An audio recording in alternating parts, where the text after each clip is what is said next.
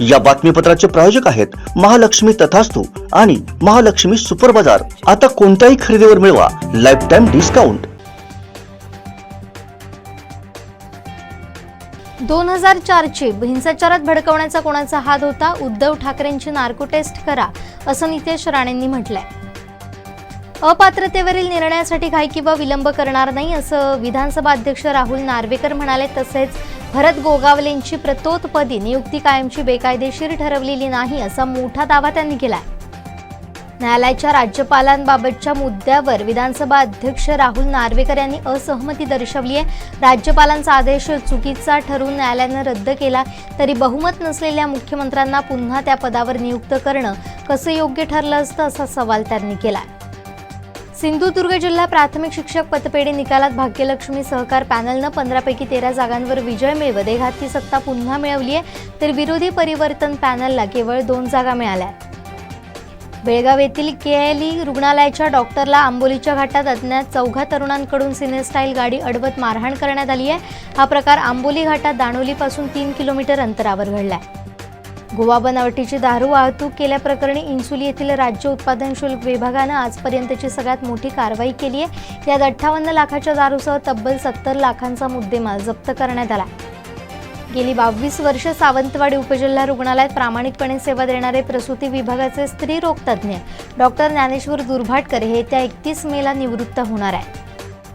कथित IL आणि FS घोटाळ्याच्या चौकशीसाठी ईडीनं राष्ट्रवादीचे प्रदेशाध्यक्ष आमदार जयंत पाटील यांना दुसऱ्यांदा समन्स बजावले। त्यांना 22 मेला ईडी समोर हजर राहण्यास सांगितलंय। पहाटेचा शपथविधी ही भाजपची चूक होती, अशा शब्दात राज ठाकरेंनी सुनावले। तुम्ही या गोष्टी केल्या त्यानंतर महाराष्ट्राचं हे राजकारण झालं, उगाच सारवासारवी करू नका, असंही ते म्हणाले। महाराष्ट्रामध्ये जाणून बुजून दंगली घडवण्याचा प्रयत्न सुरू असून काही प्रमाणात राजकीय हेतूनं हे प्रकार सुरू आहेत, असा आरोप गृहमंत्री देवेंद्र फडणवीस यांनी इशारा दिला। महाड MIDC पोलीस ठाण्याच्या हद्दीत संशयित आरोपी प्रथम संतोष सकपाळ यांना आणि संशयित 7 सहकारी आरोपींनी मागील वादाचा राग मनात धरून चांडवे बुद्रुक गावात चाकूनं सपासप वार करत 3 जणांना जीवे मारण्याचा प्रयत्न केला। नाशिक पोलिसांनी खासदार संजय राऊत यांच्या विरोधात भारतीय दंड संहिता कलम 505(1) अंतर्गत गुन्हा दाखल केला। याबाबतची माहिती स्वतः संजय राऊत यांनी ट्विट करत दिली आहे। आर्यन खानची मुक्तता करण्यासाठी समीर वानखेडेंनी शाहरुख खानकडे 25 कोटी रुपये मागितले होते। शेवटी 18 कोटींना डील पक्की झाली होती, असं CBIनं आपल्या FIR मध्ये म्हटलंय।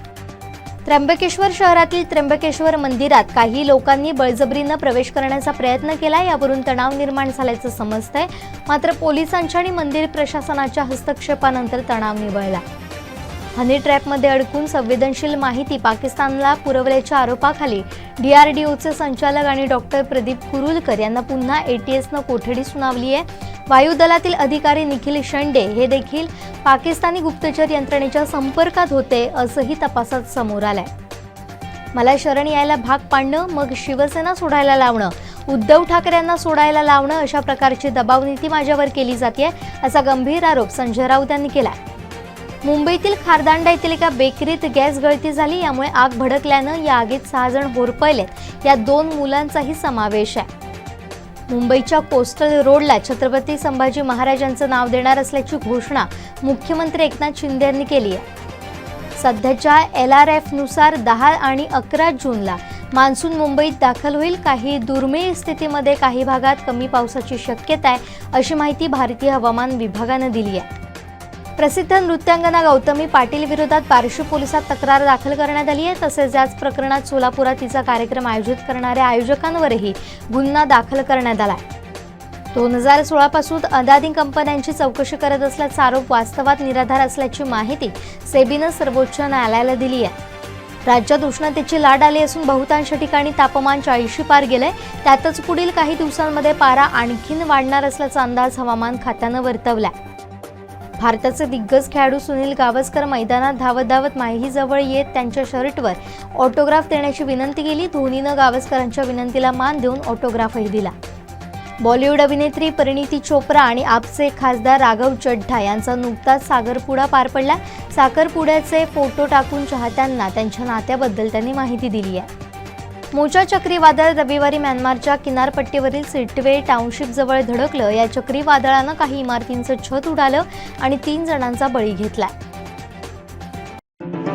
या बातमीपत्राचे प्रायोजक आहेत महालक्ष्मी तथास्तू आणि महालक्ष्मी सुपर बाजार. आता कोणत्याही खरेदीवर मिळवा लाईफ टाइम डिस्काउंट. अपडेट्स, ताज्या घडामोडी आणि थेट लाईव्ह पाहण्यासाठी सबस्क्राईब करा, लाईक करा कोकणचं नंबर 1 महा चॅनल कोकण 7 लाईव्हचं YouTube चॅनल.